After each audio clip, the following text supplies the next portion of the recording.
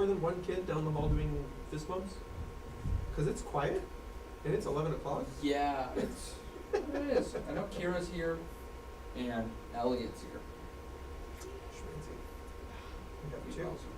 I know, that's like more than one. that is my goal. Pretty cool.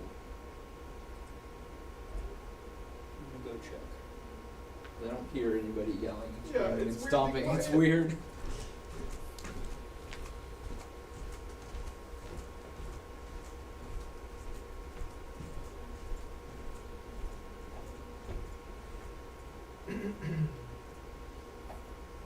Oh yeah, there's a few more down here. They're just all being quiet.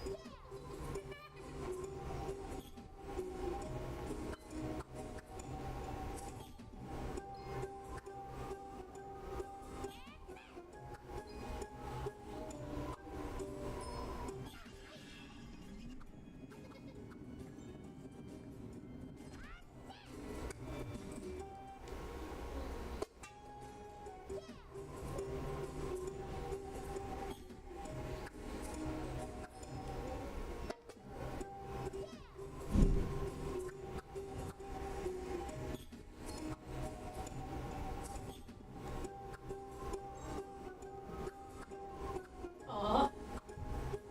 So sad, I'm alone. The spectacle in the hallway is enough to keep everyone there. Makes sense. Everyone's just hanging out and watching who the next person will be. That's good. Yeah. There's gonna be a lot of them. Hey, Grace. Hi. Lots of on the board.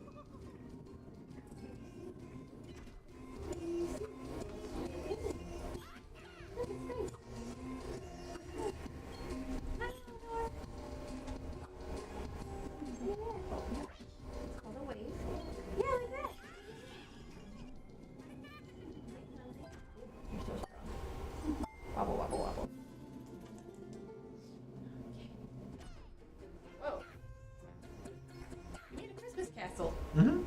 That's fun. Can you like unlock things if you play in single mode? No idea. Never happened before? This is the first time I'm playing single mode. Grace, you should grab a controller. So Daniel doesn't feel so alone playing video games.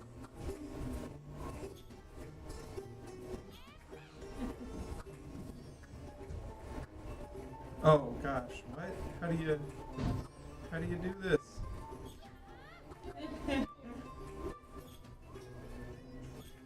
There it is. Daniel, what are you playing? Tricky Towers. Oh, chicken towers! You wanna play some Seek Chips? You're allowed. What? You're allowed. They've been playing on the skate. What? Oh gosh, I don't think this works. You should switch. Why did you say it like that? I saw Uh, a new child. Oh, baby. Can we do Zeep Kiss? No. I already have this booted up.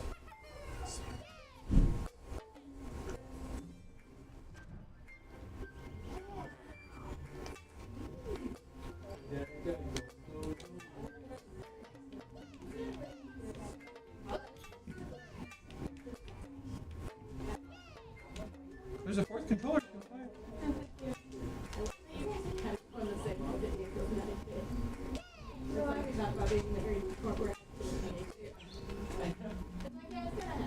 Yeah, like. I'm terrible. I hate surprises. But I think she's probably more happy when it's more of a like. How do you rate it? A or B? Or should you say?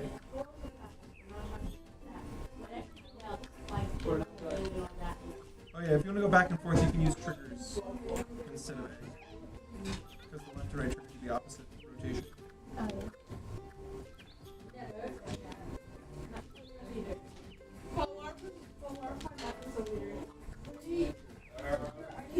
How do you get it to go down faster? Hold down the D-pad or the joystick, either way.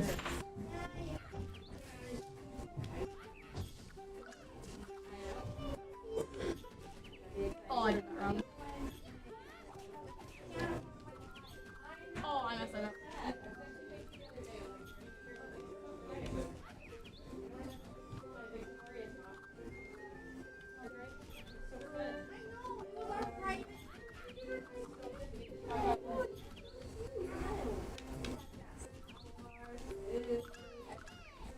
That is good.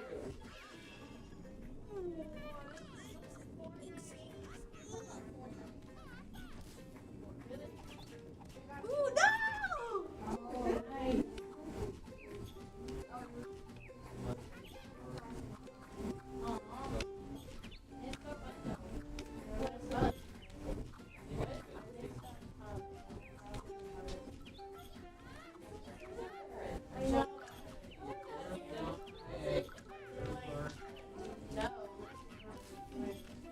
Oh, what the heck, Kira? That's so sturdy. I normally just stuck it down. Oh, I hate this game so much. I'm so bad at it. Oh!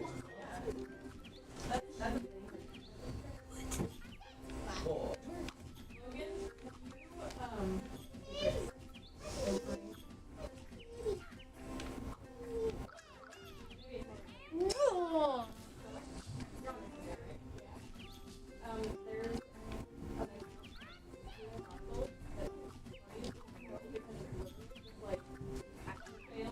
Are you sure we can't do Z?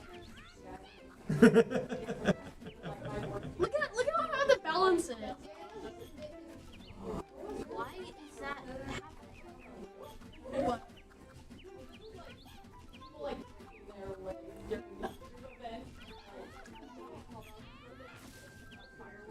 I'm not even trying at this point. I kind of stopped. It's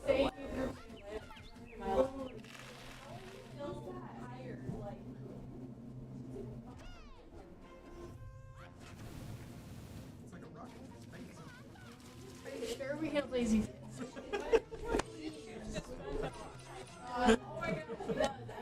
Please. We can finish one round of this, then we'll switch to ZPS.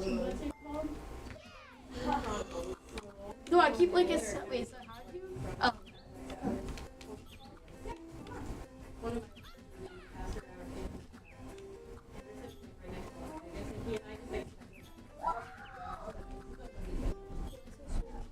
Because Holly.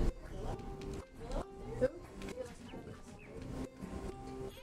haven't heard anything about Daddy Baby. So I don't know much to share.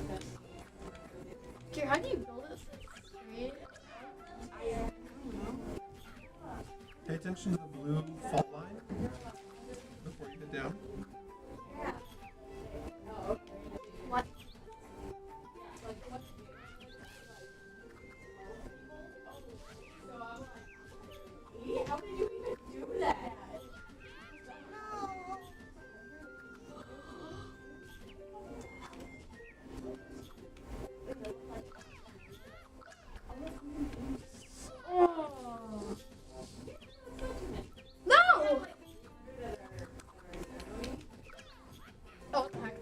just screwed myself over.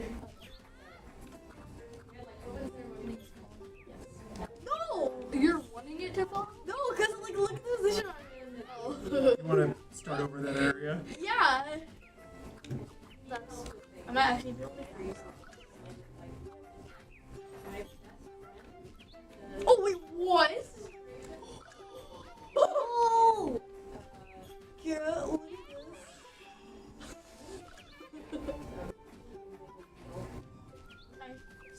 So wait, are you going to Cascade? Yeah. For you? Yeah. This might get birthday. I didn't know what to get him, so I got him a scrunchie. Perfect. And it's a little one. It's one that my friend wanted it. So I had it for like 2 years. Yeah.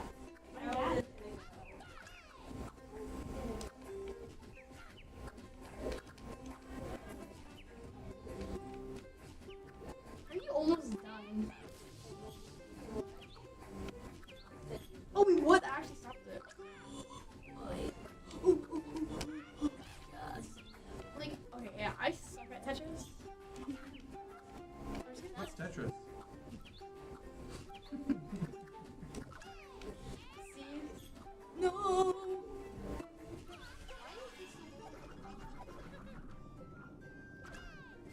Oh, so you can put spells on people?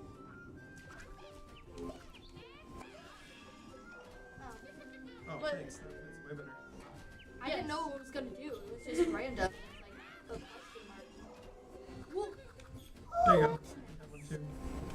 Yay! Stop. No. Hey, that actually helps. I don't like this game. How much is the round? Logan's been playing with his mind towers the whole time. How many are? Oh. Not really.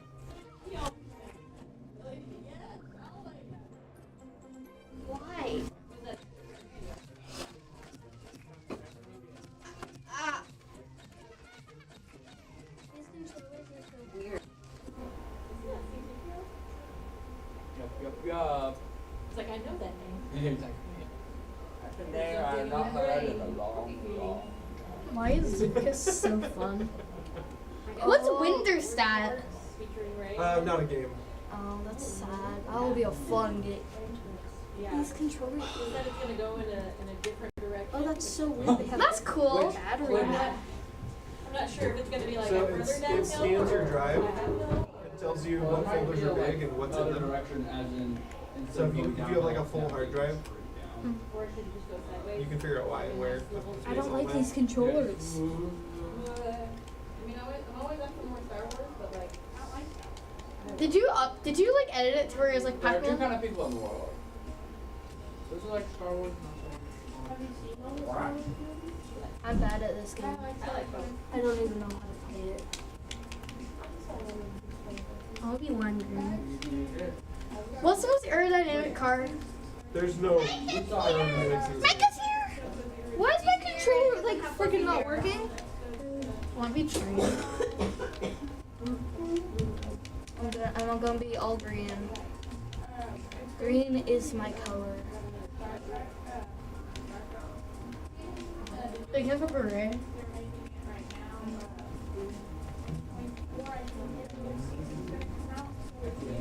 What is happening? Wait. Ooh.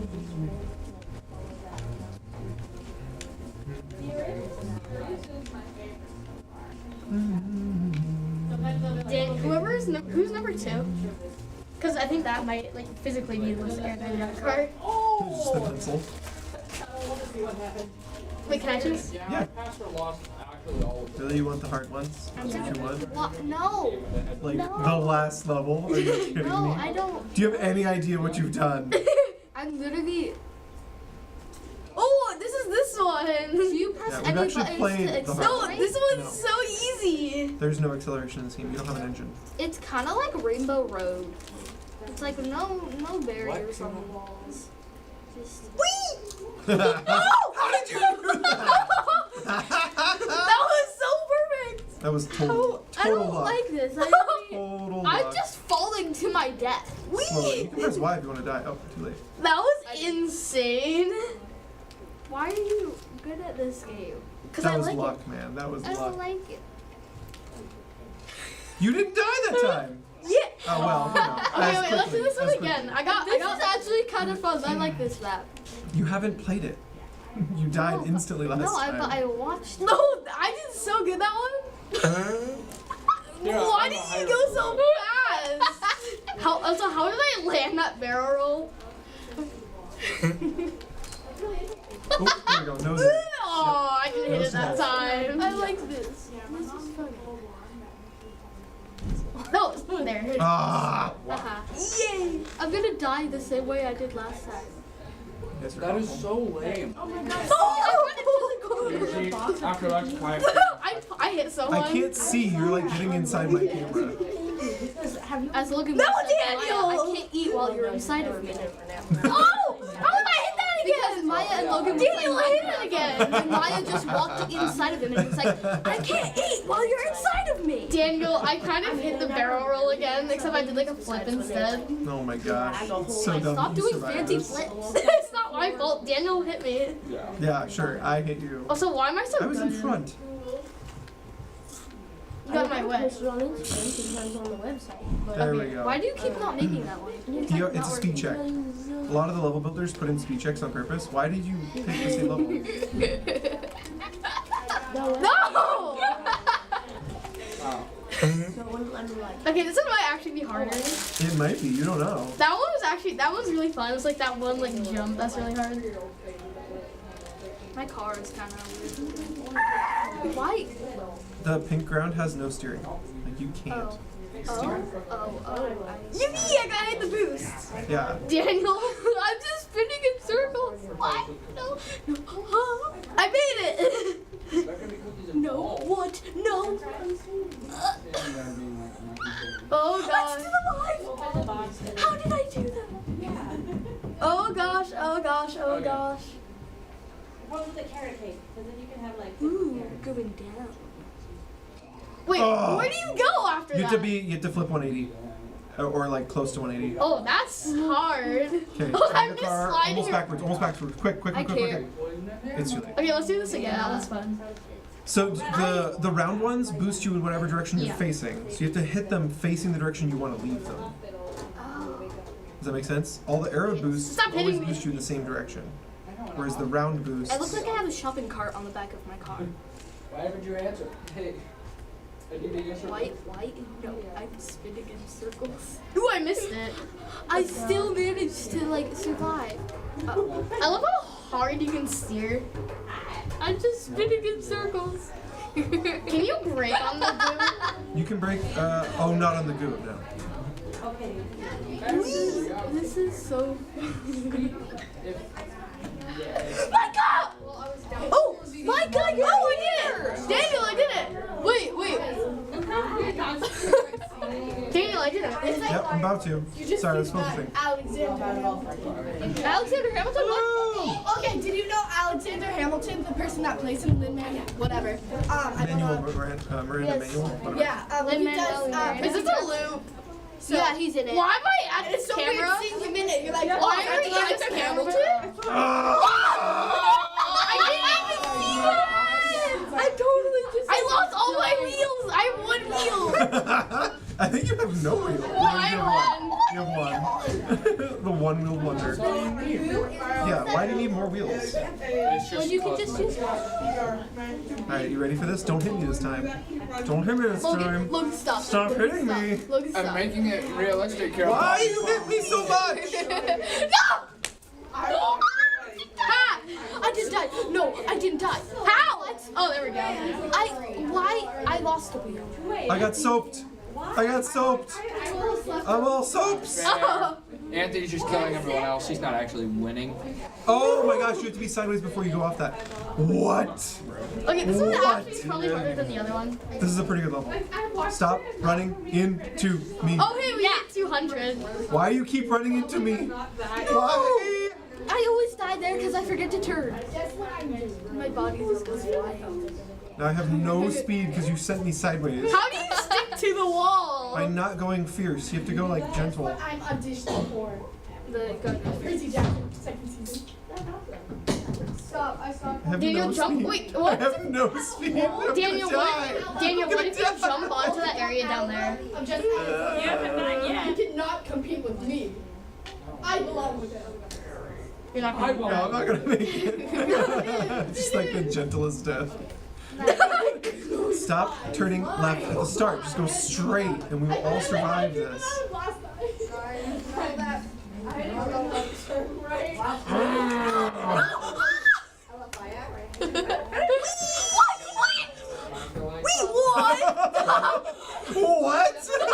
What? This is not real. This is not real. Okay, that's called being built different. Daniel, you're player 1, right? Oh my No, god. I'm player 2. That's it. You're built different. That Our was controllers it. don't match our player position. How? Oh, you're gonna go down. Yep, there it is. Oh, I almost landed on it too. No, you missed it all. Oh, what? Please just press Y. You're not getting back on the track like this. You have no speed. No, yes. He has no speed. Imagine I made it back on. I would have You would not have lived. There's too many checkpoints in this. There's 5 checkpoints on this level. What mission cannot beat the guy from One Piece? Thank you. Yep, thanks for that. I know, we're gonna have a great time now. All the speed in the world now. I almost did it. Alright, stop running into Daniel. I went too far. Oh god, that was so gentle. I just like barely. I went too far up. Anthony, Guys. don't run into Daniel. This I'm time. not. I dare you. Yeah, you guys keep doing it over and over and over and over. No, this loop is so annoying. Also, I'm losing speed. How do you make holy water? My car's There you go. Ah, there's a car in the way! Why? Hey, I hit it pretty good this time. All the girls. Dang it, Kira. I'm so I forgot how you get soap there. And God, this is it. This is your cut last my, chance. that Everyone would've pick their lane. that would have cut my head off. Zoe, don't you dare. And I like how we're just breaking. Why am I like Because we don't want to run into you anymore. Nope. I died. Daniel's still alive, and he's going. Look how far I flung myself. Here, can we do it again? I'm still playing. Gosh. I dare you to do a 360 on that. Oh no! You finished the race I on was foot. so wonky after that. So, okay. No! I'm in your Bible. Grab a chair.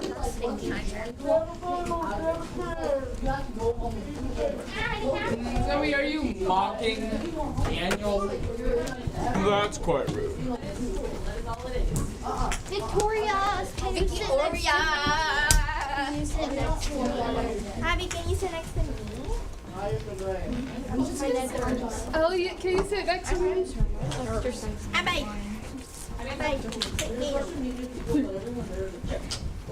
You're my slave. I'm gonna just sit next to you.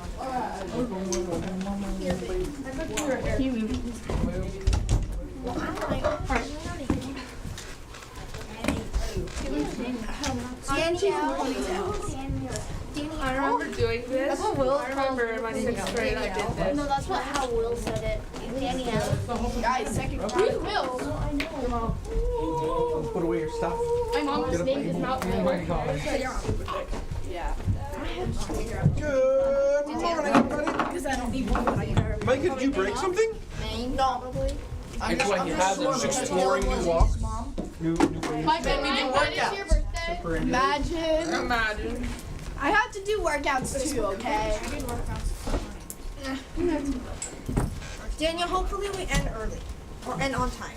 And on time. On please. time. I have somewhere to be. I have somewhere to be. I have the birthday party I have to attend to. I have a dad to ask so I can join such birthday party. Alright, let him start, guys. I'll just have my birthday party here. Start. He's gonna be all self-conscious and talk slow now. Daniel. No, Circumspect. As much as we love you, no. Barely. Okay, could you give me a Bible? To keep my brain on the study. I'm gonna be so self-conscious. He's gonna cry, guys. He's gonna cry. My body. Yeah, we'll have to take several breaks for me to go cry in the bathroom. Breath. It's just a fact of life now. Now I've been mocked. Next Bible chair, not standing and playing with things in your mouth. I was trying to open up my candy cane wrapper because they're. You know the trick to that? She stole one of the seats. DK, is it for Donkey Kong? Which one? DK. supposed to leave it. Sure, Donkey Kong. It says. It says okay. Whatever, it's DK. It looks like it's From I said it says okay, she's like, whatever, it's DK. well from here it looks like a D. I don't have a choice in this, apparently. Alright, guys, we're in 2 Chronicles, chapter 9 today. Just one chapter, so maybe your wish will come true. Yummy. Alrighty, so 2 Chronicles, history book written around 450 BC, about the time where Solomon becomes king. However, this is actually the last chapter about Solomon. There's not a ton of detail in 2 Chronicles about the second half of his rule as king. And so we're going to do like this one chapter that sort of sums up the second half of his time as king. And so you can kind of see here, these green books are all written by Solomon.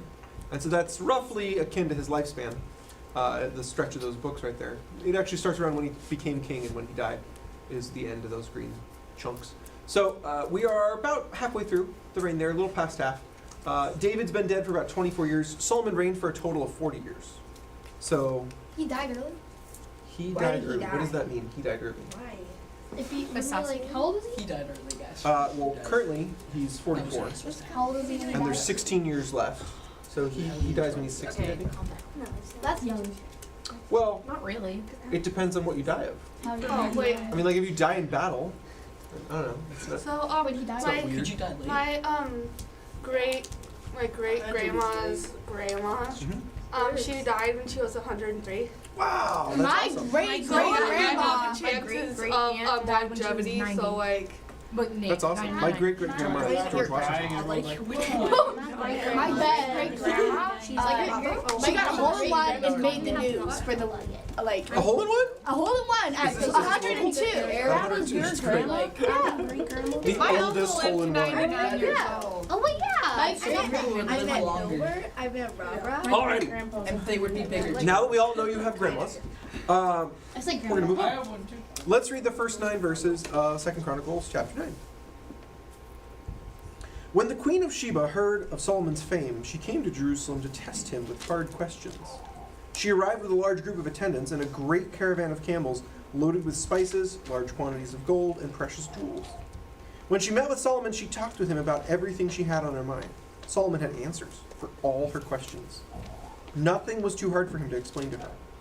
When the Queen of Sheba realized how wise Solomon was, when she saw the palace he had built, she was overwhelmed. She was also amazed at the food on his tables, the organization of his officials, and their splendid clothing, the cupbearers and their robes, the burnt offerings Solomon made at the temple of the Lord. She exclaimed to the king, "Everything I heard in my country about your achievements and wisdom is true. I didn't believe what was said until I arrived here and saw it with my own eyes. In fact, I had not heard the half of your great wisdom. It is far beyond what I was told.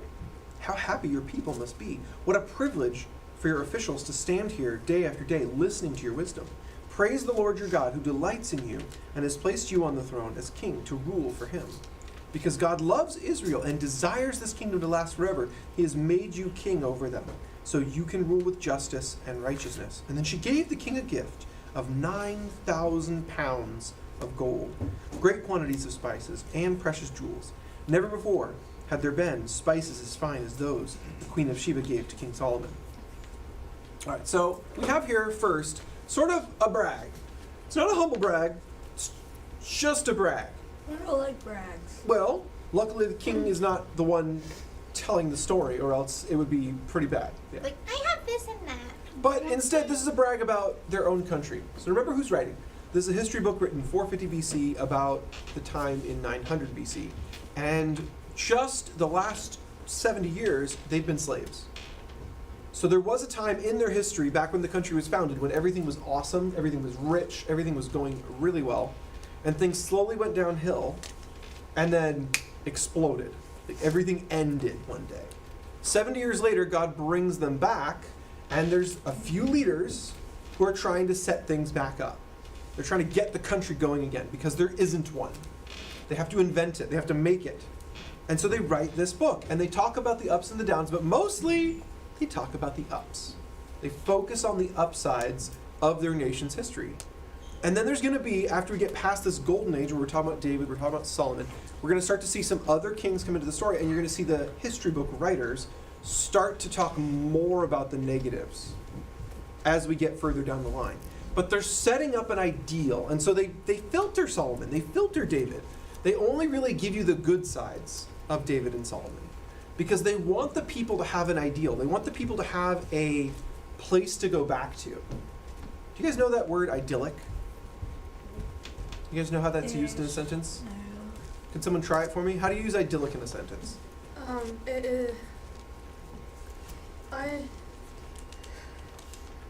is. It's not like it's a part of ideal, right? Yes. Well, Yes. You swap out the vowels for a Y, but it is based on the root for ideal. Okay. It is idyllic. Skip me, please. Oh, it's okay. It's okay. She knew it meant ideal, so that's really good. Anyone else? Yeah. I do like toes.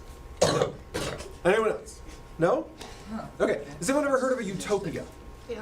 What's a utopia? It's like a relatively perfect place where there's not really anything like bad or wrong happening in it. Yes, that was good. Wait, shush. She was saying good words. You gotta hear the good words. I don't care. She say words good. You not here. Bad. Words good. I know. Yes. Being at home is idyllic. Idyllic. Okay, so idyllic would mean everything was going well. Everything was as you would like it to be. Okay? Everything is in its ideal state. You guys ever had a day like that where it just seemed like the whole day went really well? No. Yeah. I didn't get to finish the question. I knew the day would be bad, but it got good. That's Okay. the thing. Have you ever had a birthday where everyone actually went out of their way to I like cried do on my things nice? birthday. No, I no, don't invite never. people Oh, to that's my sad. birthday. I don't have birthday parties. I I cried don't on have my birthday parties. birthday. I didn't say birthday party. I just said birthday. I Yeah. ran 5 No, miles. honestly, the only reason why none of Think my my days sister have ever insulted been me on my included is birthday. because I get there. You get woken up. I get woken up. Oh, here's a question. You ever have a sick day Don't cry. Always. where you actually kind of enjoyed how And I little you had went to to the do? bathroom. Yeah. That's pretty idyllic. Because I get to play video games all day. Except you're sick, so not quite. I get to All right, play so all day. although Solomon was not perfect, and we talked about that last week, how there were some hidden sins, even in a chapter trying to talk up how good he was. We know Solomon was not perfect. David, likewise, we know David's not perfect. We know of some of the huge blunders he made in his life. But the authors of these history books, 1st and 2nd Chronicles, are trying to set up what the ideal Israel would be like if there ever was an ideal Israel. Does that make sense? There has never been an ideal Israel. It's a country filled with humans, so there's going to be problems, okay? But they want something to shoot for. They want something to aim at. They want a goal. And if you just say, yeah, it's always been bad, well then what are you going to do? Aim for bad? Like, so they're trying to paint the picture, and the way they do it is just by not mentioning the problems. Leave out the problems. Now, we have a grander view here. We can look at the whole of Scripture and we can see what leads people into sin. We also get to see the rest of Solomon's story. It's not like the Bible in totality hides Solomon's sin. We see Solomon's sin, but we see it in 2 Kings. We don't see it in Chronicles. Does that make sense? We see it in other history books that also cover Solomon. All right? We also get to read what Solomon writes, and he writes 3 books and a bunch of the Psalms. And in his 3 books, you can see the varying degrees of his wisdom and the varying degrees of his heart being set on the Lord versus on something else. And in Ecclesiastes, he actually admits, he talks about the times when his heart was not set on the Lord. So it's not hard to see the full picture of who Solomon is, but if you only read 2 Chronicles, it is. Because 2 Chronicles is just trying to talk about how good he was. And there were times and there were ways in which he was. He was very good. All right, so in this portion of the chapter, we see the Queen of Sheba coming and talking about how good he was. And I don't think that's wrong. I think that's pretty true. If you go look at 2 Kings, it's very much the same. Essentially, she comes, she visits, she sees, and she's really, really impressed. She's just gobsmacked by how amazing the place is. There's something else, though, about Sheba. Does anyone know where Sheba is? I was just about to ask. It's right there at the bottom of the Arabian Peninsula. So if you guys are semi-familiar with your geography, so this area up here is Israel. Okay.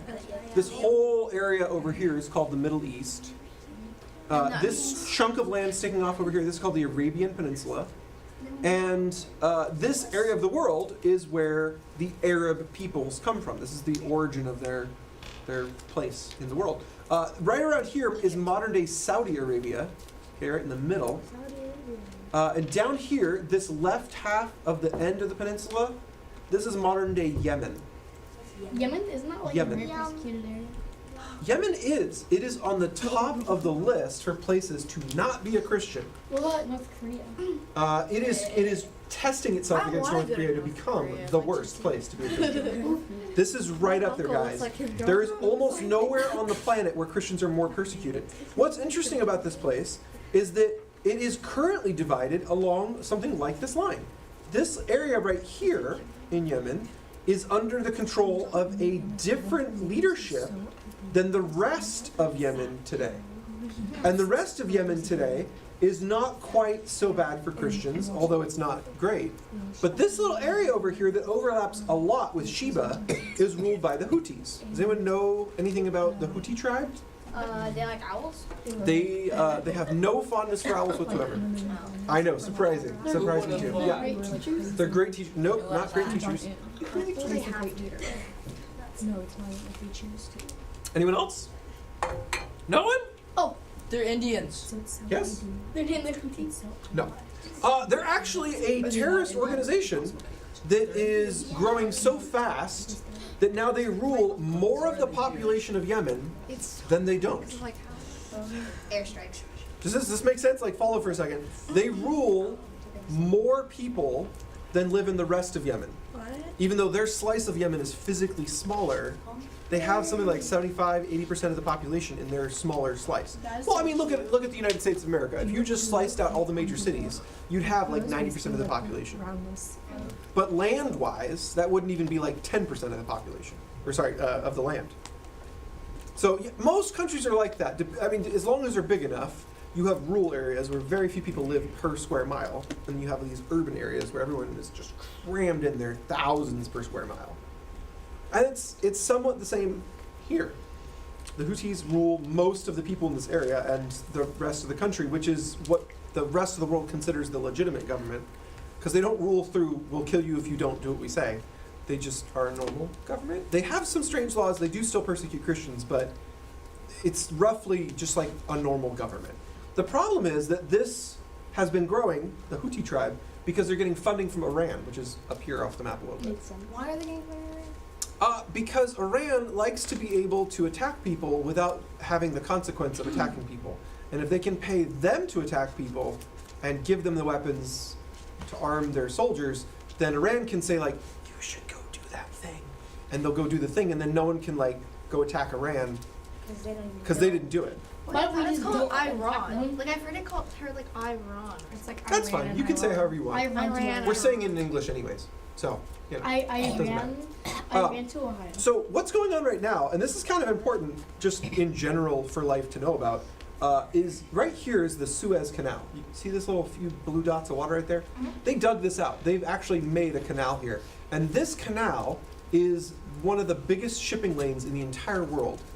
If Europe wants to get ships to China, you go through there. If India wants to get ships to Europe, you go through there.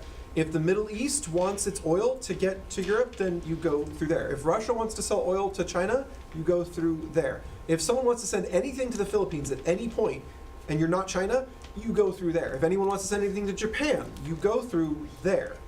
This thing is so stinking busy, it's insane.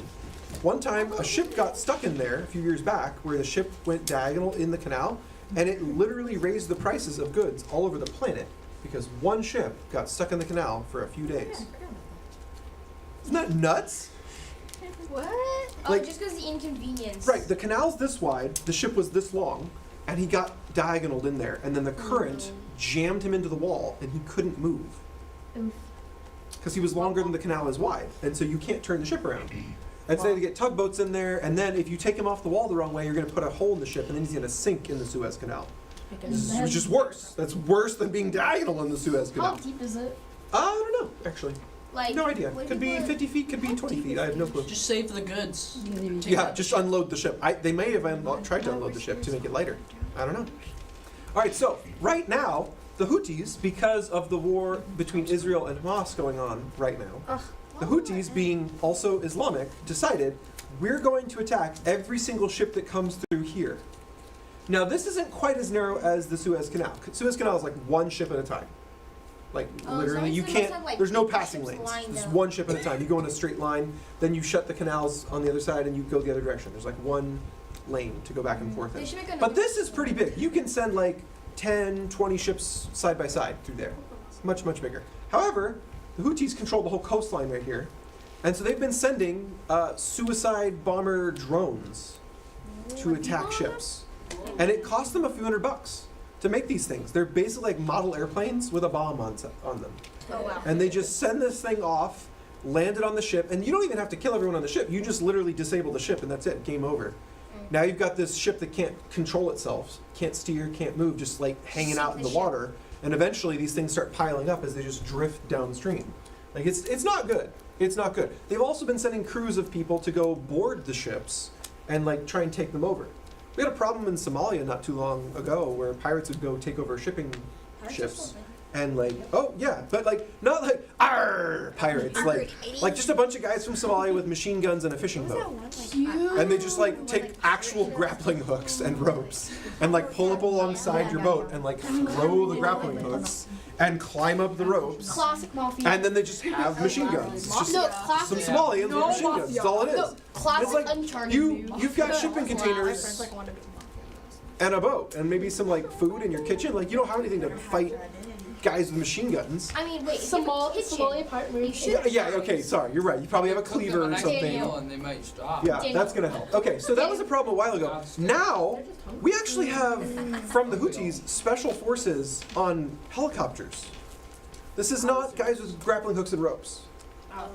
This is actual like Black Ops, landing on ships, jumping out of helicopters. Like, this is a whole other level. And so, as a consequence now, there's several different militaries from around the world, including ours, sending aircraft carriers, battleships, all kinds of stuff over here to try and keep the Houthis from just like wrecking ships. So here's the consequence. Every time they wreck a few ships, one of the big giant shipping companies that moves things all over the planet just says, we quit. We'll spend another 15 days and another 15% of the shipping costs. We'll just go around Africa. That's also really dangerous. Like the Cape It is, yes. Down around, what is it? The Cape of Cape Good Horn? It's the Cape of Good Hope. There's Cape of Good Hope, yeah. alligators. Something else horn. Can't think of it. But anyways, yeah, no, not alligators. They don't go through Africa. They go around Africa. They get In so the powerful. ocean, as a matter of fact. Saltwater crocodiles. But this thing that's happening is doing several other things too. It's also making it so that countries that live right in here, like Saudi Arabia, just can't. They just can't. There's no way for them to do anything. Because they're shutting the Suez Canal and you can't leave this way. And most of the people that buy their oil live over here. And so now we've got people who were some of the only Arab nations who were friends with Israel saying, we might have to stop being friends with Israel because of what these guys down here are doing.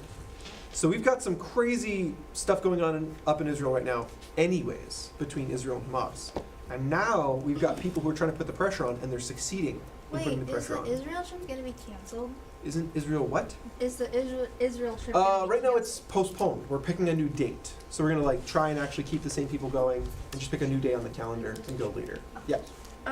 What about the other little like canal thing? Like, couldn't they get Which way are you stuff- pointing? This one? That, yeah. Yeah, And then, so like, the bring it problem here across. is control of the ports Oh. is not theirs. Oh, okay. That's an issue. That makes sense. So, and most of what they're doing is over on this side of the country. Most of Saudi Arabia's population lives here. There's a tiny little band, because these dotted lines are ancient roads. I didn't put on modern roads. This is like the ancient trading routes from back in Solomon's day. But right now, there's a main highway that goes straight through the middle of Saudi Arabia, and a lot of people live along the highway. And then there's like the one city out here that they have on that coast, and there's like nothing else. So it's a whole big deal. Yeah. Why are the ancient trading routes so windy and curvy? Why aren't they just straight? They don't have bulldozers for several thousand years after those roads. So you look for the smooth path. You look for the place where the ground is already level, because it's like infinitely cheaper and faster to make a road where it looks like a road than it is to make the land become a road. Does that make sense? Because you're just walking around with a shovel in your hands. You don't have bulldozers. So if it doesn't look like a road, it's not really worth your time. You want some flat ground. You want some stable soil. You're just gonna. Plus, most of these roads were not planned. You don't. Not until you get to the Roman times, about 1,000 years after this, do you get a civilization that says, let's plan a road. Mostly what they did was they had a path they just found by wandering, and the next guy followed it because it looked a little more well-trodden and packed down than the last time he went out there. And slowly but surely, the path becomes the road, just because more and more people are taking it at a time. It just gets wider from people trampling it. That's how it got hard, was from camels and people just walking on it. Saudi Arabia. So later, you get to stuff like the Roman Empire. They start actually planning things like, we should have a road here. There is no road here, but we should. And they actually design it and they plan it out and they figure out what's the easiest way to cut through the mountains. And they go and they explore and they'll chop down trees and they'll flatten the ground. And they'd actually take like huge troops of slaves with tree trunks and walk the road, ka-dunk, ka-dunk, ka-dunk, and just pack the earth down the whole way down the road. So you've pre-packed the earth the whole way. So, but that's 1,000 years after this. This is still around 1,000 BC. So you don't have a lot of that yet. Is Saudi Yes. Arabia good? Is Saudi Arabia a what? Is it good? Interesting question. So in the Middle East, you have two really big factions of Islam, and then there's sub-factions within those. So you've got the Sunnis and the Shiites. And some of the nations are Sunni and some of the nations are Shiite. And some of them are fighting civil wars because they're half and half, which is crazy, but that's just how it goes. So some of the nations decided a long time ago that trading with Israel was better because Israel doesn't get up and attack people than it was to trade with other Islamic nations who are opposite of you. So like Sunnis don't want to trade with the Shiites and the Shiites don't want to trade with the Sunnis because they just decide some days, I'm going to go fight you. They just randomly So, decide. Let's go. well, because they hate them the whole time. They're not fighting Wait, the whole time, Hamas? but sometimes they fight because they hate them the whole time. But Saudi Arabia figured out we could just do trade with Israel. They could be a trading partner. And even though they don't agree with us at all, they never attack us for it. They just don't agree with us. So that's easier than having trading partners that believe the same religion as us and just have a different faction. So some of the Islamic nations are actually becoming friends with Israel through the sheer fact that Israel doesn't just get up and fight people all the time. However, some of the other nations are on the same side as Hamas, and they don't do this. Because in their minds, they don't like Israel at all, and keeping Hamas fighting them is good. Because then they can fight Israel without ever having anyone else say, hey, that's not fair, don't go attacking Israel. Because all they're doing is funding Hamas. They're not really attacking Israel with their own army. They're just sending weapons and money to Hamas. Does that make sense? So Saudi Arabia is one of the nations. Now, are they a good nation? I don't know. However you want to judge that. Do they give some rights to their people? Yeah, some rights. Do they give rights to women? More than most Islamic nations. But certainly not all the same ones that the guys have. So, not good on the whole. Better? I'd go with better. Yeah, they're better. Definitely better. If I had to pick a Middle Eastern nation to go to that wasn't Israel, I would probably feel a lot safer going to Saudi Arabia than most of them. But that doesn't mean it's just like, all roses and awesomeness. But they're at least nice to Israel, which is a plus. I like that. All right, so this is what's going on now. Back then, Sheba was really rich in trees. Trees.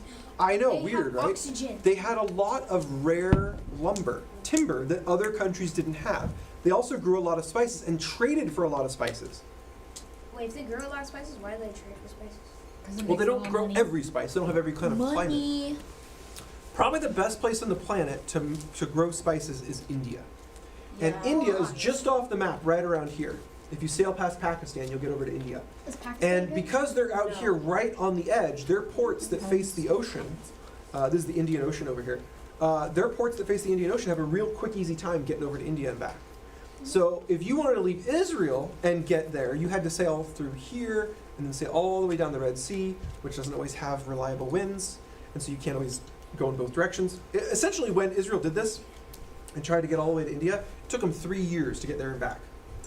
Dang. Okay, is this the Right? going opposite of 3 That's like going years. up to like to space, isn't it? It's like going up to space. No, Yeah, space. a little bit. It's a little bit like space, yeah. Yeah, you're going to be gone a while. Wait, aren't we 6 miles away from space? 6 miles? I forget the number. Probably, yeah. It's I like can't keep miles track. away from 300. Space is usually closer to you than another country. It's almost always true. That's crazy. Wait, really? Yeah. Yeah, isn't that wild? What if you live like on the What? border next This is weird, right? What if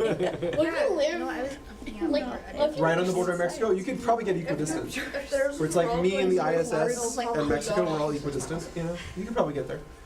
All right, so well, I guess ISS is probably closer than 6 miles. That's lower down than most parts of space. Anyway, so this is what's happening now. Back then, that trade ability, the ability to get to India quicker, meant that Sheba always had spices on hand.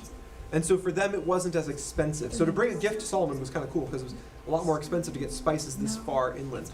And there weren't a lot of spice-growing nations up on the Mediterranean. It wasn't as popular a business. There was timber up there, but she didn't bring him timber. That's one of the things we noticed. She skipped bringing him lumber because he had other sources of lumber. He had Tyre up here, which had access to Lebanese cedar, which is a really good building material. But she does bring him a bunch of gold, because that's the other thing India had a bunch of back then, was gold. They had a ton of gold. So they were rich in money and spices. Yep. What was the other thing she brought him? You guys remember? Gold. Gold, spices, and Silver. Fine jewelry. jewels. Yeah. Well, This is another thing. I didn't. Generally speaking, if you want to dig for jewels, there's only a few that occur in the desert areas. Most of them occur in the more rich soils, the more mineral-rich soils. Yeah. Space is 62 miles. 62? That seems a little further. A little further than 6, yeah. Okay, that makes Is me it feel a round number in kilometers? I feel like it's a round number in kilometers, like 100 even or something. It might be. I think that's how they set the boundaries, because there is no Yeah, actual... 100 kilometers. Yeah, 100 kilometers. There's no clean line Yeah. where it's just like suddenly space, suddenly not space. It's a slow gradient of atmosphere drifting away. It's getting thinner and thinner and thinner. So they just decided, we're just going to pick a number. We're just going to pick a number. What is space, what is not space? So they picked 100 kilometers. Wait, technically I was right on 60 because it was 6.0. It comes back to Yes. And I'm sure your math teacher would totally let you get by on, I was right, only the decimal point was wrong. It's not my fault. The decimal point landed in the wrong place. Dumb decimals. Alright, so this is a little over 1,000 miles, if from here to there. Pretty long trip by camel. Alright, let's jump into the next few verses as we continue to see what happens. This is verses 10 through 21. This is just going to list a few of the amazing things that Solomon has done while he's king. Remember, we're kind of summing up all of Solomon's rule here. We're not talking about any one particular moment in time. In addition, the crews of Hiram and Solomon brought gold from Ophir. So this was the cruise we talked about last week that went by ship, the long route I told you about. And they also brought red sandalwood and precious jewels. The king used the sandalwood to make steps for the temple of the Lord and the royal palace, and to construct lyres and harps for the musicians. Never before had such beautiful things been seen in Judah. King Solomon gave the Queen of Sheba whatever she asked for, gifts of greater value than the gifts she had given him. Then she and all her attendants returned to their own land. That is a really interesting little tidbit. She brings him 4.5 tons of gold. Bunch of spices, bunch of jewels, and when she leaves, he gives her even more in gifts. Now, it doesn't mention what kind, but she gets more monetary value out of what she takes home than what she brought him. So she made profit. She actually made a profit. And this is another interesting thing we see from Solomon. He was well loved because he didn't take advantage of other nations. He traded with them freely, and they actually came up for trading with him. He came up too. He never seemed to actually lose out in the long run. But this is not a possibility unless God is blessing you. Typically, someone is always losing on some deal. Someone's always getting the shorter of the two sticks. But somehow Solomon was able to come up and other people were too. Where did that metaphor come from? Where did that what? The shorty of two sticks. I just made that up right now. It's called drawing the short stick. That's the real metaphor. But I was talking about one being shorter than the other, not necessarily one being the short one. The drawing of the short stick, that's an actual way to pick who does something. You know, like eeny, meeny, miny, mo, that kind of thing. You take a bunch of identical sticks or straws that are all the same length, and then you cut one short. And then you hold the whole stack so the short one's shortness cannot be seen. It's covered by your hand. And then everyone takes a stick out of your hand. But they can't tell which one's the short one until they take it. And now they're picked for whatever the thing is. So usually you do this when someone doesn't want to do a job. The job is stinky. The job is awful. Or if everybody wants to do a job. That is rare because the metaphor is if you draw the short stick, you didn't get what you wanted. Well, if you make 1 second longer. Right. You could do it that way, but that's not the metaphor. I'm not talking about reality. I'm talking about the metaphor. The metaphor is you didn't want the short stay. But what if you do? It's usually like someone has to go shut the tiger In cage. questions. The tiger cage needs to be shut. Anthony, are you doing it on purpose? No. All right, verse Yes. 13. Doing it on purpose. Each year, Solomon received about 25 tons of gold. Just for context, okay? Queen visits him, brings him so much gold that it warrants like an entire story in the Bible. But then it just drops this little tidbit here. Solomon routinely received as a gift 5.5 times that much gold every year from people. That's a lot of gold. Right? 25 tons every year just as presents. Do they have more gold than they used to have in their babies? Anthony! Oh yeah. Dude, Stop it. You didn't raise your hand. exactly. Yeah, that's a good point. I'm glad I made that point. I'm gonna, oh, you're so bad. Shh. Verse 14. This did not include the additional revenue he received from merchants and traders. All the kings of Arabia and the governors of the provinces also brought gold and silver to Solomon. King Solomon made 200 large shields of hammered gold, each weighing more than 15 pounds. He also made 300 smaller shields of hammered gold, each weighing more than 7.5 pounds. The king placed these shields in the palace of the forest of Lebanon. That's another thing that they don't mention here, we see in other parts of Solomon's story. Solomon builds lots of palaces. Some of them have names. Some of them are just named after the location. And some might think like, well, that's kind of weird. Why do you need so many palaces? Does anyone know why he needed so many palaces? What's the thing they've left out of the story here? What's the thing that Solomon's famous for that 2nd Chronicles isn't going to tell you? Yeah, Elliot. He had so many wives. So many wives. How many wives? So many. Like 300, 600. 700. Who said it? That's Genghis. Good job. 700 wives. Why? Why can't you have one? And because that wasn't enough, He's wife rich. 300 concubines. It's his. I need to I know. know. It's a woman that everyone like says, oh yeah, of course you can sleep with her. But you didn't marry her. I don't have Riz. Yeah, it's not good. Wait, Not good. Yeah. so he believed in plural marriage. Say that one more time. So he believed in plural. Believed. Yeah, I would say believe. I would say he was a firm believer in plural marriages because he had 700 wives. If he doesn't believe in plural marriage, then he must believe in like one-day divorce. Yeah. I mean, because how are you gonna get through this? He's like that show Sister Wives, but times. No. No one has 700 sisters. That's not the right word anymore. This is like It feels like it sometimes. neighbor wives or something. Imagine the family reunion. This is just weird. So yeah, he built all these palaces, and the reason is too many wives. You can't have that many wives in one palace. Doesn't work. Yeah, Logan.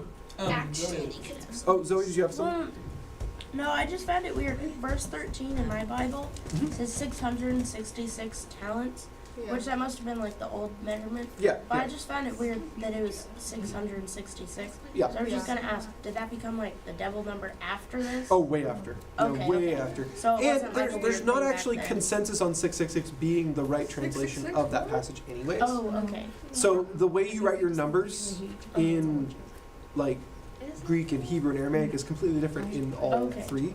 And so there's some debate as to whether or not the message there is meant to be numeric at Okay. all. So yeah, I wouldn't put too much stock I in the just found it weird that, American Okay. 666 being directly linked.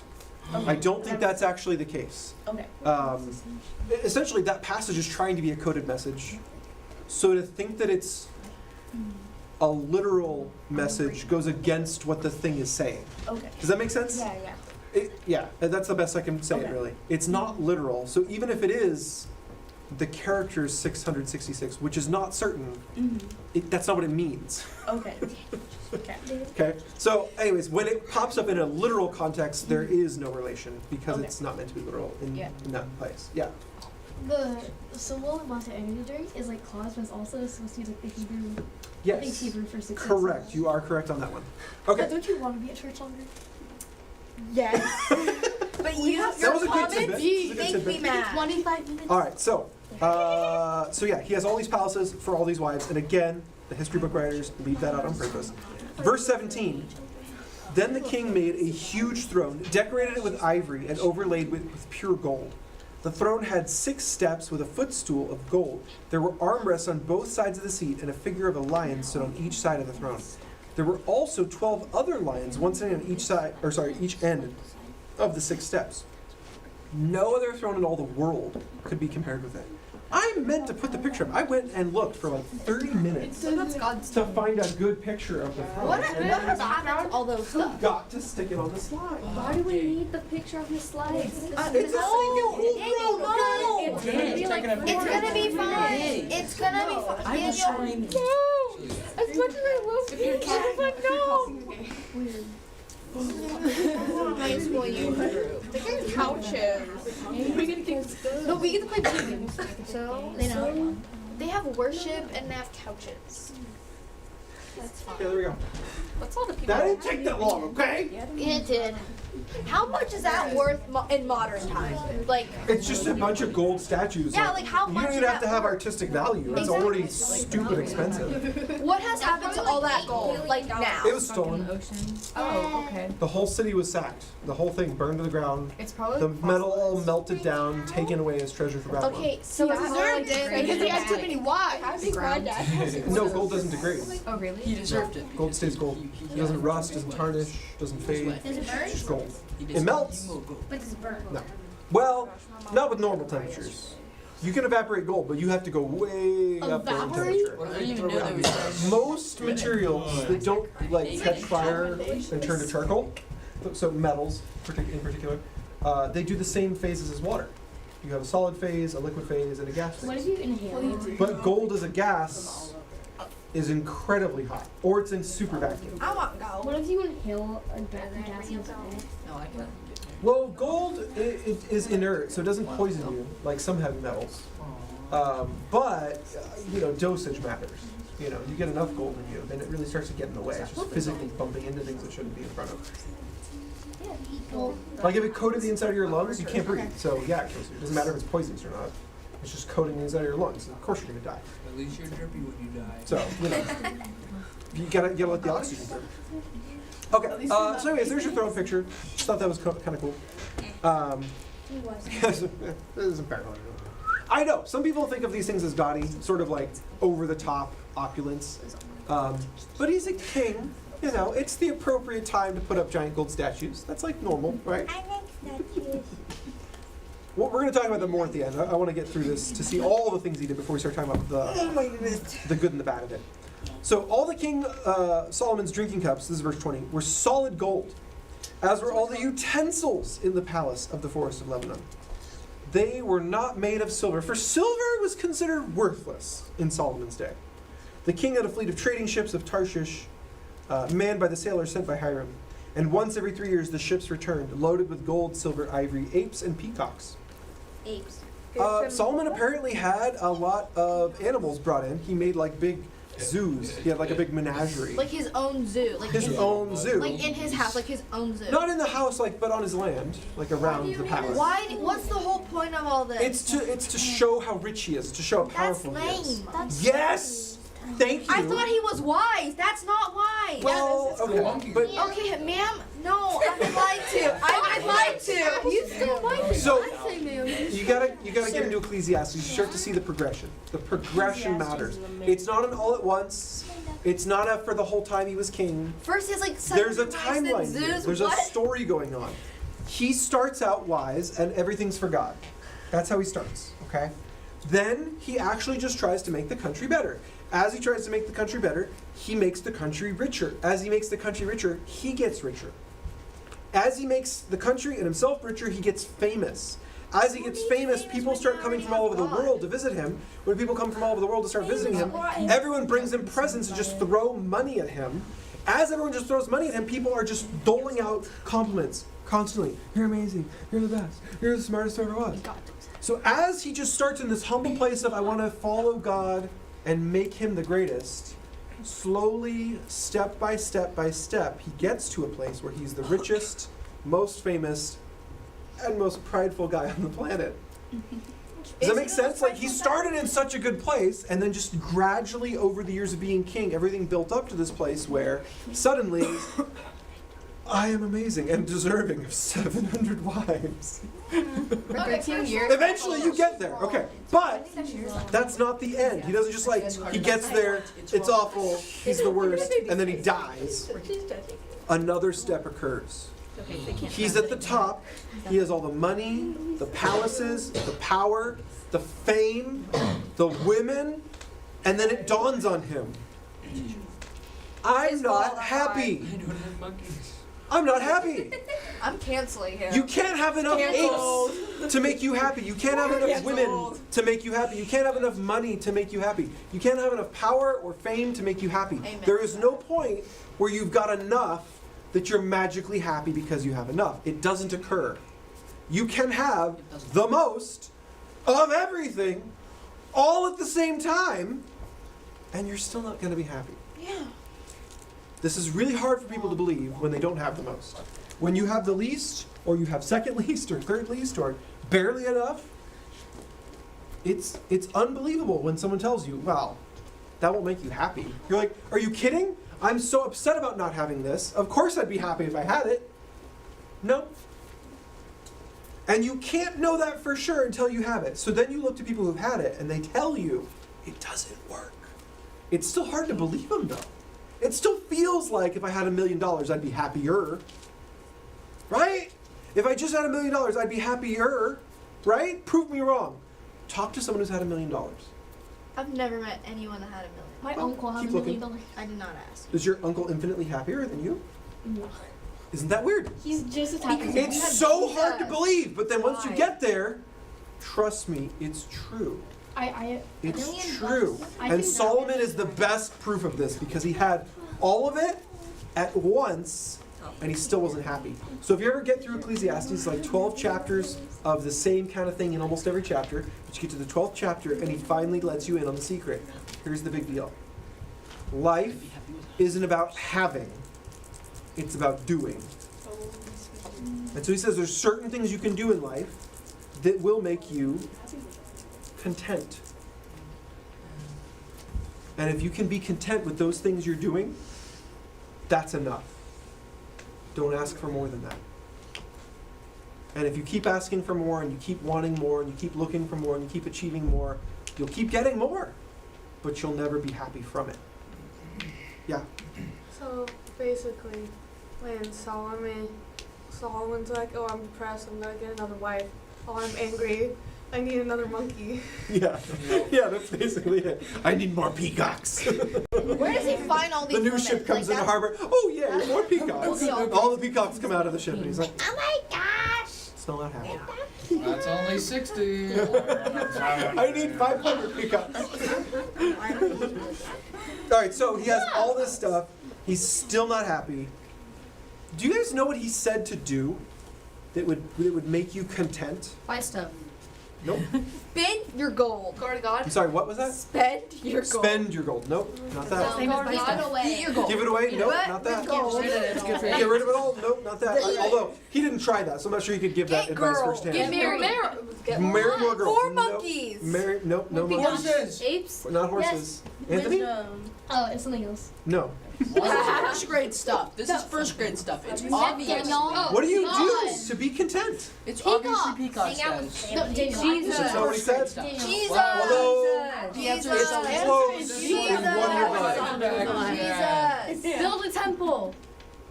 Right. Can I say Nope. something? I know, weird, right? Not praying. More lion statues. Why?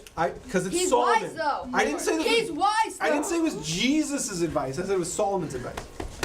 Keep track of the I've been difference. lied to. Be famous. One of them's perfect, one of them's smart. It's not the same thing. I know, but Praise other gods. What was that? Praise other gods. No, no. It wasn't a wrong idea, it's just another Oh wait, no, idea. he built statues. He actually came to a decent conclusion at the end. Cut babies in half. stop. That's the other picture of the throne I found. He's talking about this giant throne with all the lions, and then there's two women at the bottom of it. And then there's a guy with a sword and a baby. Stop. Don't continue that. Yes. Can I say something about what you're talking about? No, not yet. No. Try- No. We'll talk about it. Okay, here it is. Oh, Hannah, do you know it? Fear the Lord and keep his commands. No, actually. What? Okay. Some of you guys need to read Ecclesiastes, okay? So here's what he comes to at the end of it all. Here's what he comes to at the end of it all. He says, have a job that you can do every day and then enjoy doing it. And this is so interesting. He doesn't say, and this is so weird, find a job you enjoy. just be happy. He says, have a job and enjoy doing it. But the enjoy doing it is something you do. That's the weird thing. The way he phrases it is not, keep looking for a job until you find one you enjoy. He doesn't say it like that. He says, enjoy doing your work. I'm in office. It's a command. It's like the thing you choose to do is I'm going to enjoy my work. That's what he says. Enjoy your work. Then the next thing he says is go and eat some food. That always makes me happy. Like sit down for a meal. Yeah. Enjoy a meal at home. Oh yeah.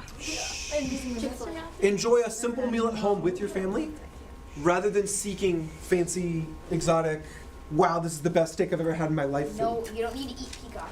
That's what people Go say eat about your normal food at home. Enjoy your work. This is his advice. I have lots of From the guy who has all the money, all the fame, all the power, all the women, all the stuff, all the houses. He has all of it, and he says, enjoy the work you're doing.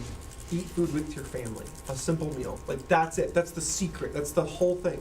That's what you do every day. Now, why is it different from Jesus' advice? Because Jesus' advice was spiritual advice. Jesus gives you spiritual commands. And Solomon was trying to answer a different question. How do I get through this life? Maybe if you'd asked Solomon a different question, like, what's the most important thing? He would have said heaven. Maybe he would have said God, okay? But that wasn't the question he was questing for the answer to. The question he was questing for the answer to was, how do I stay content and happy in this life? And he says, enjoy your work, eat a humble meal with your family. Like, that's it. And when you think about the question, how do I get through this life and stay content in this life? I think that's a really good answer. It's a really good answer. But here's the interesting thing. You guys can do that now. It doesn't have to be like a job your parents do. It could just be any job, any work that's in front of you. He's saying enjoy it. Doesn't matter if it's studying for your next test, cleaning up around your house, helping out your parents with different chores, like whatever it is. If you have work in front of you, enjoy doing it. And that's a choice you make. That's a choice you make. Now, at some point in his rule, at some point in his fantastic opulence, he wasn't following this advice. He learned this the hard way. He thought the next big lump of gold, the next camel load of spices, the next ship full of apes is going to make me happy. The next wife is going to make me happy. And he learned through experience that's dead wrong. So for a lot of his life, he was not content. He was not happy. And the problem was he was really good at getting the next wife. He was really good at making more money. He was really good at trading for spices and timber, and he was really good at carving lions out of gold. Like, he was good at all this stuff. But somebody else do that. And some of this stuff, if he'd just been content in the simple act of doing something, of working hard and seeing the result, he wouldn't have been unhappy the whole time. Some of the stuff he was doing wasn't the wrong stuff. He just had the wrong heart.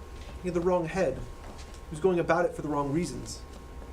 And so you can have the same job and hate it every day, and it's the worst, and I can't believe I have to do this, and you will be unhappy every single day. But you can have the same job and enjoy doing it, just because you choose to. That's pretty weird. Likewise, you could be at home thinking like, oh, this food is so cheap and boring, we have the same thing every night.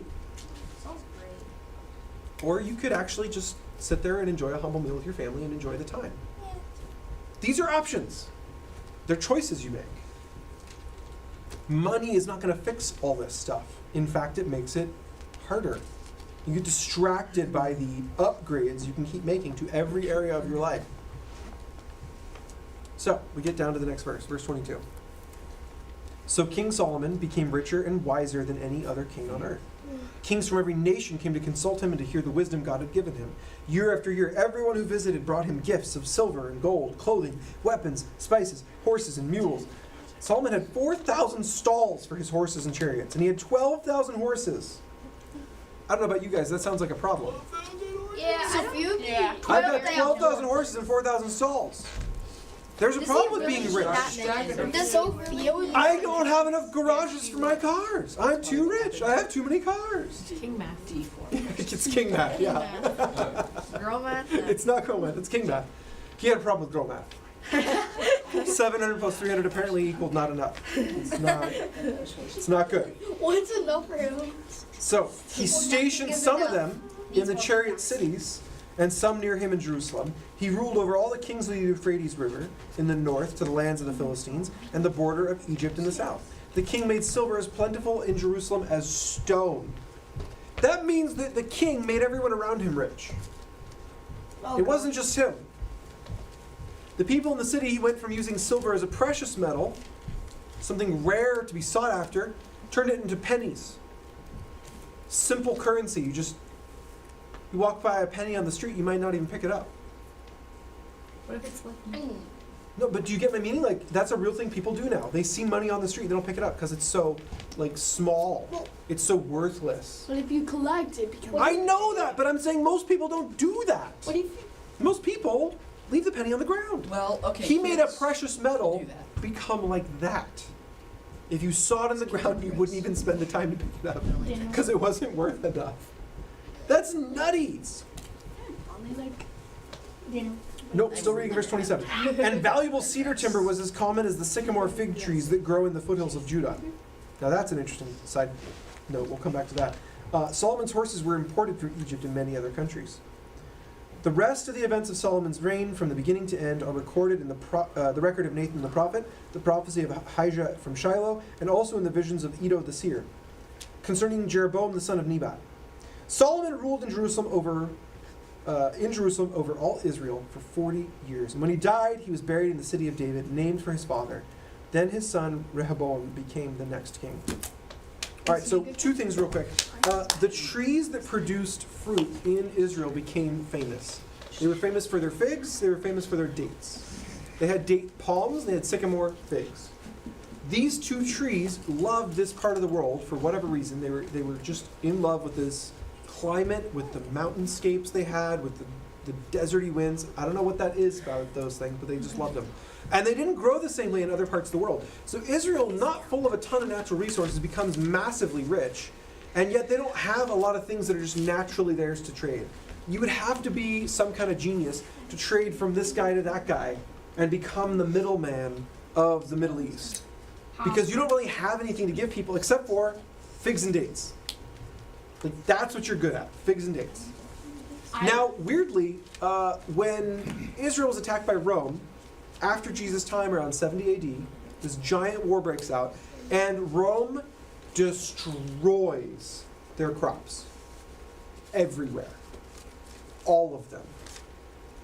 Usually when you burn someone's crops, you're burning like this year's, wheat or something like that.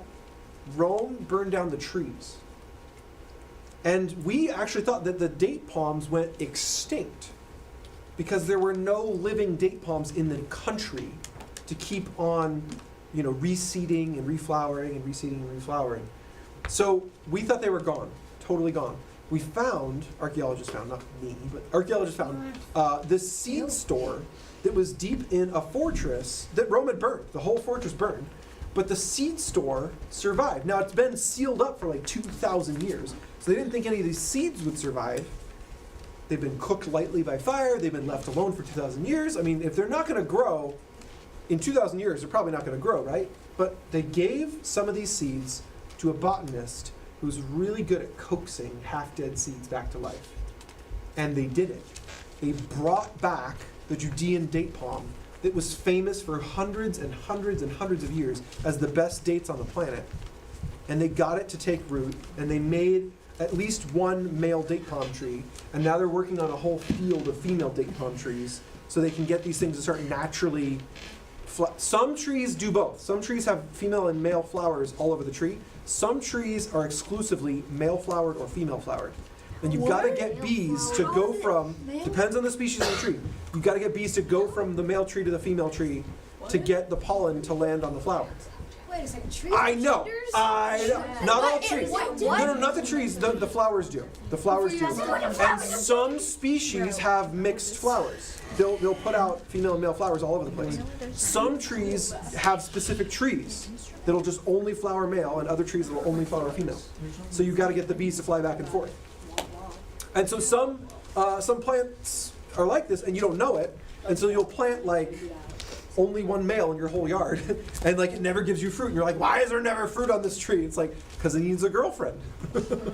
So you gotta go shop around. Now other trees have both, They have both, and so the bee just needs to hit more than one flower on the same tree, and you're good. Everything just works. Yeah.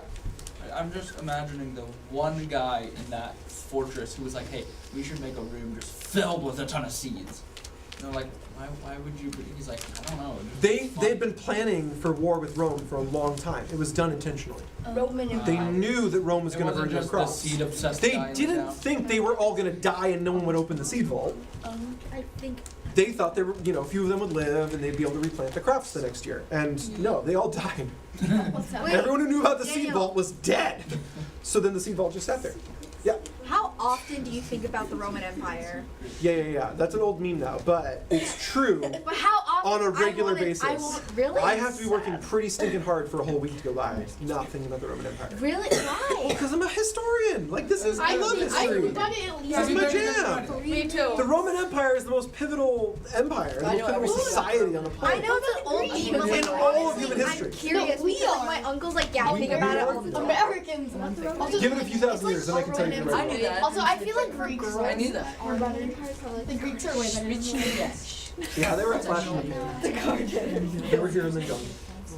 Although, through their influence on the Roman Empire, you could make the argument they lasted longer. Yeah. Don't worry, I'm with you. I think about the fathers sometimes. You think about what? The fathers, the founding fathers. founding oh my gosh, fathers, yes. yes. And like, I thought you just said the father. the Like, father. this is some weird lore I don't know about. A little bit too much. Yes. Or wait, are we talking about God the Father? I think about him a Godfather, I lot. think about every day. All right. Well, he So, got me into fathers. All that tree science aside, last thing I want to talk about is this. There are some challenges to the Bible that come up every now and then that talk about, like how do we know these books are actually from the authors they claim to be from? How do we know these books are as old as they claim to be? Another way to look at that argument, some people say, is how can you possibly believe that a book from 3,000 years ago survived till now? How can you possibly believe that a book from 3,000 years ago made it up to now when there's almost no other examples of books that have made it from 3,000 years ago up till now? What are the odds that a book from 3,000 years ago would survive until now? Well, the truth is we have evidence of a lot of other books from 3,000 years ago and almost 4,000 years ago that didn't make it. We don't have the book anymore, but we have evidence that the book did exist. We have quotations of the book. We have stone inscribings talking about the book. We have books that did survive referencing the books that didn't survive. So it's not as though we're claiming like every book ever written by an Israelite author or every book God ever had anything to do with have all survived 100%. No, only some of them survived. But what we are saying is if God wants it to survive, he'll make sure it survives. And so there are books that didn't make it.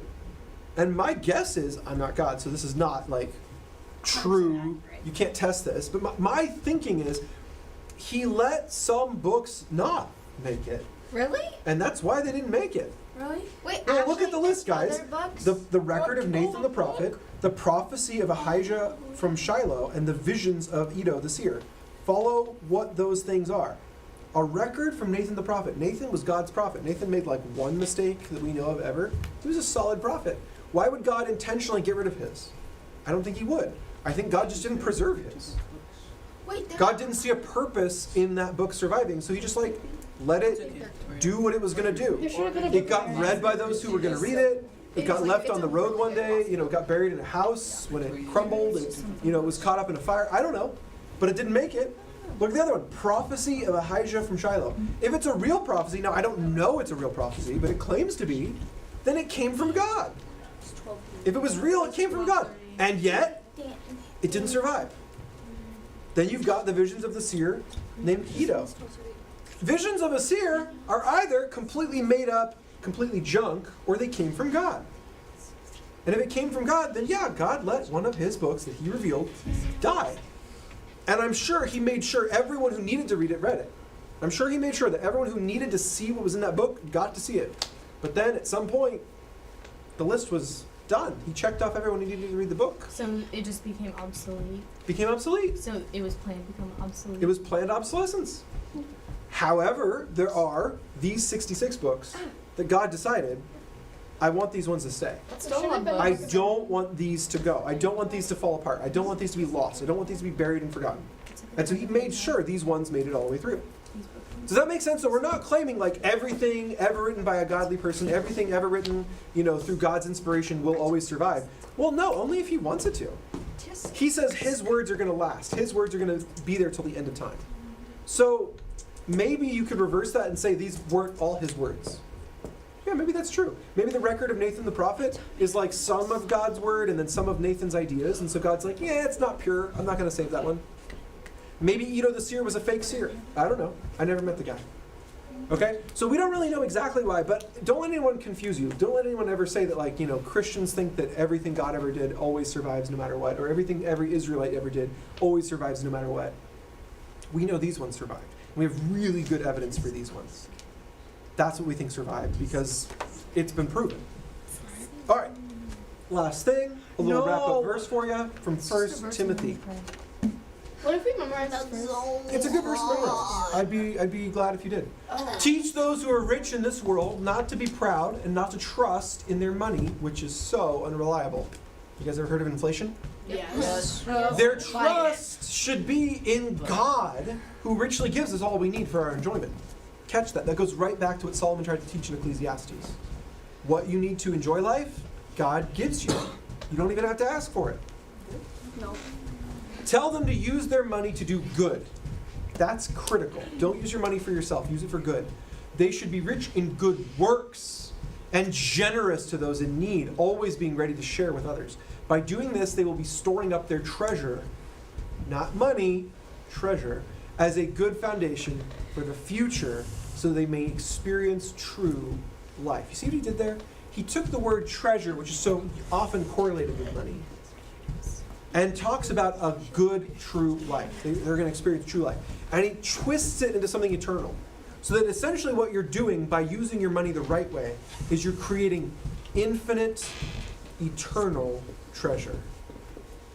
That's a good investment. If you can take money that goes up and down in value and turn it into an eternal treasure, that's a really good use of your money. So that's what he says to do. He says, take your money, give it away. Take your money, use it on other people. Take your money, bless someone. Take your money, be good with it. Not just smart with it, good with it. Use your money as a tool to do good deeds. The same way you would use your time to do good deeds, the same way you would use your abilities, your skills to do good deeds. He says use your money to do good deeds. And the Bible says elsewhere, not here in 1 Timothy, that when God sees you doing that, he is very likely to bless you with more. That if you're going to be humble and use your money on others and use your money to do good deeds, he's going to bless you with extra money. That's really cool. Very, very cool. All right, let's pray. Okay. Wow, guys. So impressive. So impressive. Why are you so excited to be done? Daniel, play really slow. Yeah, that's not I'm going to pray in slow motion now. Yes. You guys deserve it. Lord,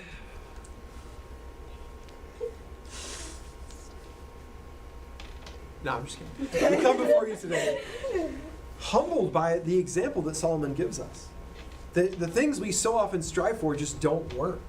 And so I hope, Lord, that we can learn that lesson the easy way, where we just take someone like Solomon's word for it. We take someone like, Anthony's uncle with millions. We take their word for it. And we don't keep trying for these things that we've been told by you and we've been told by people who've been there aren't going to make us happy. It's so difficult, Lord, to not strive for these things when it feels like the lack of them is what brings us our unhappiness. And so, Lord, we're asking for your help. Remind us daily, wash us with your word, help us to see that the things we should be trying to get are things like humility, contentment, love for other people. That we should be trying to get those qualities, those attributes that you already have. And patience. Lord, we pray for these middle schoolers that as they go today, they'll be reminded moment by moment through the things they're witnessing, through the things they're experiencing, that their contentment comes from their heart condition and their closeness to you. That they are not going to be made happy by what they receive, what they achieve, what they make happen. Lord, their happiness is rooted in that peace that comes from knowing you are the author of all things. You have the great grand plan. You are in charge. And you're going to make sure the good ending happens.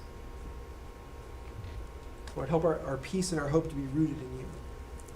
With our heads bowed, with our eyes closed, if there's anyone here today that wants to start up that relationship with Jesus, where he is your friend and your Savior, he's forgiven you, he's washed you, he's made you clean, he grants you eternal life.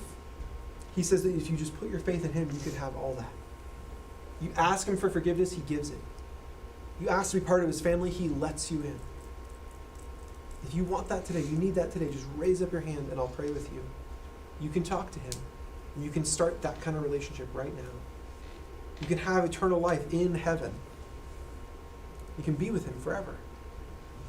Anyone today need to do that? Just put up your hand nice and high and I'll see it and I'll help you out with the words, but you can talk to him.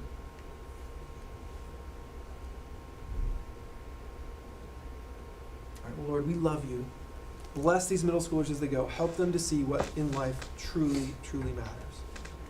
We pray all that in your name, Jesus. Amen. I love you guys. Have a great rest of your day. And I will see you on Wednesday. Yay! For a small group. Oh my gosh. There's like only the two. And Danny's not even here. So I think you win automatically. Yeah. You can just bring Danny. Oh, my Danny, you yelled. Wait, mine? Yeah, Hi. how are you? Tired. Tired? Yeah, what are you doing? Beautiful, beautiful. What year are you? That was bad. Sophomore? It's not senior. My legs. Danny, why'd you? No, junior year is hell. Really? Only allowed to take one this year. Okay. But you have plans. How many AP are you going to do? He's like, Oh no. Yeah, that's going to be hell. I'm just trying to get college. Yeah, I get that. Junior, senior year, I just did concurrent enrollment. I mean, I was homeschooled, so we didn't really have AP. So there wasn't like an option for that. And I wanted to get up in math faster. And there was a point around Algebra 2 when my mom stopped really being able to help. She was great at math, but like she didn't remember that stuff back when she took it. It's been too long. So I just went and did it at college. It was way better having a math teacher. Yeah. Well, right on. I'll be praying for you. I'm building a house right now, so I'm likewise tired. Oh, and we have a newborn. Did you see the newborn? I did. Go say hi. Another one? Yeah, another one. Sorry, they're really cute. We can't stop. But this one's even cuter than the last two. She's standing right there. Oh, as you say that. Wow.